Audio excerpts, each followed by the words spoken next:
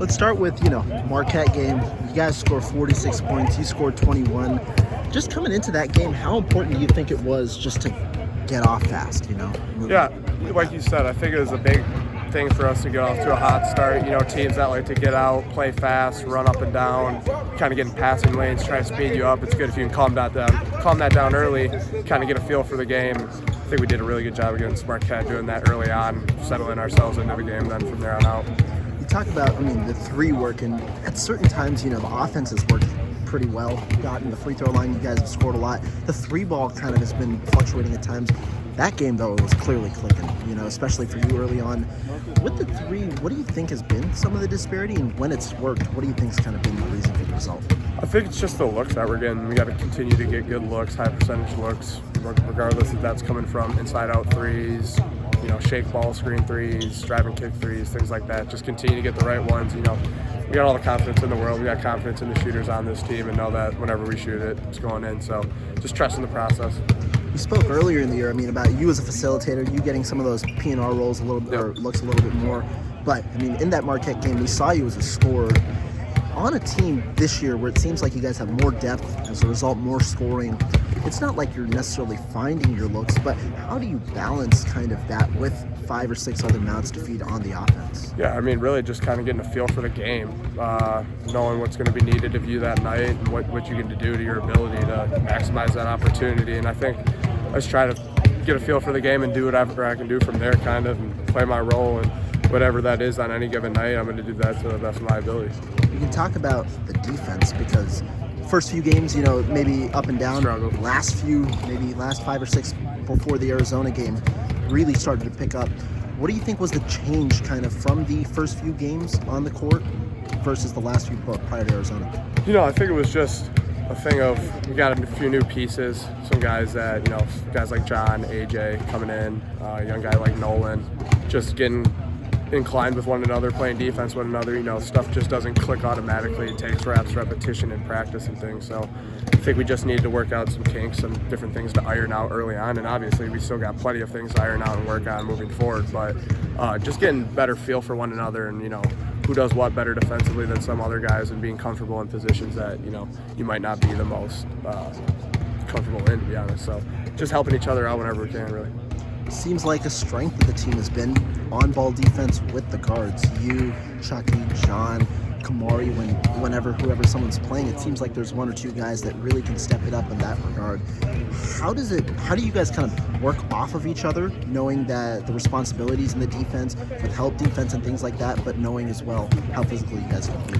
Yeah, you just kind of feed off it. Like you see someone, how it feels too when you get pressured and how uncomfortable that can be. So, and if I see Chucky or if I see Kamari picking up the other point guard full court, harassing them, making their life difficult, you feed off that on the other end. The four other guys watching that, or guys who are already on the defensive side down here, you feed off that. That's energy that you eat, stuff like that. So really just doing that to buy into the team, pouring yourself into the team, doing things like that within your wheelhouse too. You got to be quick enough, obviously, if you're going to be helping guys shorts, trying to steal the ball and do things of that nature. But it's a credit to them and how much work they put in, how quick they are too. So look forward to doing it more as the season goes on.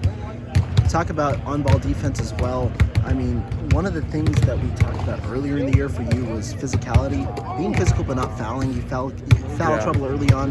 What do you think has been the change really to where you've been able to effectively be on the court? And I think in the Michigan State game, you played the most minutes on the team. Yeah, I think it's just watching film, going back, seeing what you can do better, seeing what you can do moving forward and not kind of dwell on the things that have happened in the past. So with that, it's just, moving forward, the next play, watching the things that you don't do well, watching the things you do well, and then applying that to your game moving forward, and then, the next game and the next game, the game after that. Let's specifically look at, Michigan State, Marquette, 2 pretty marquee opponents.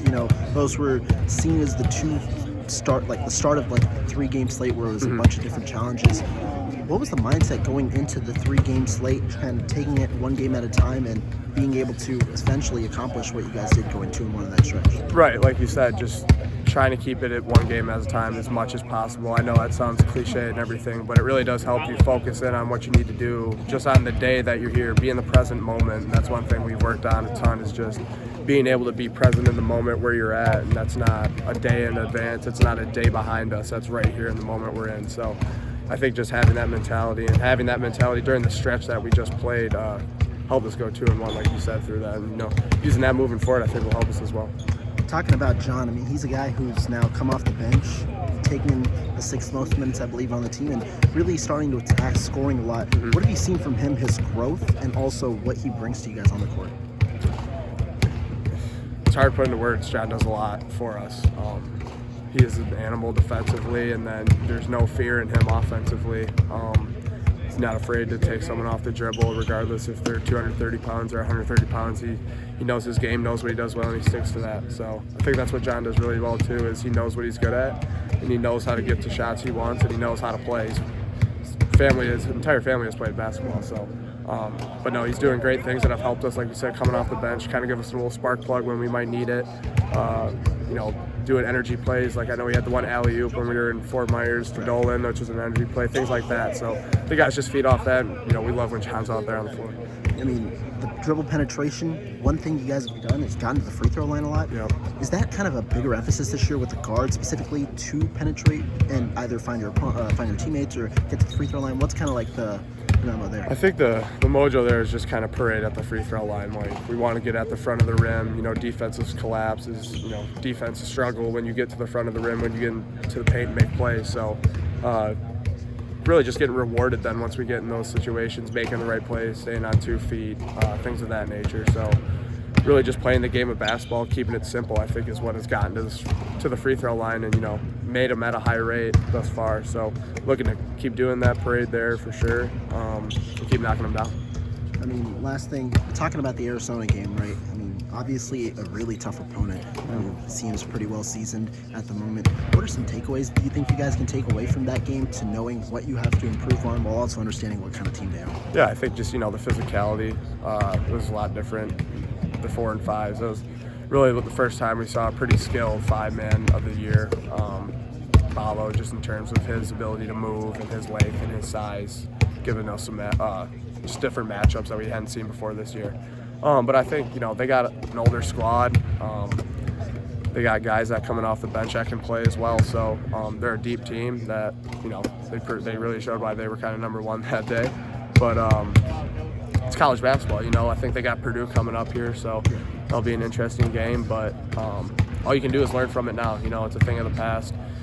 Watched the film, went back on it, and I think it's going to make us better from here on out. So one last one, talking about, schedule, talking about things like that.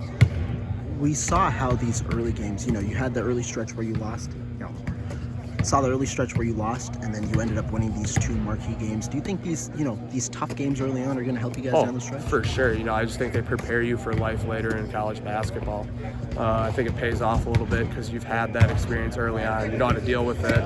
You've dealt with adversity earlier in the year, so it makes it a little easier to handle after, once you're halfway through the season, kind of coming to the end of things. Certain roles that play out with guys on the team. And that everybody's got your back then regardless, so it's easy to go out there and play with no worry.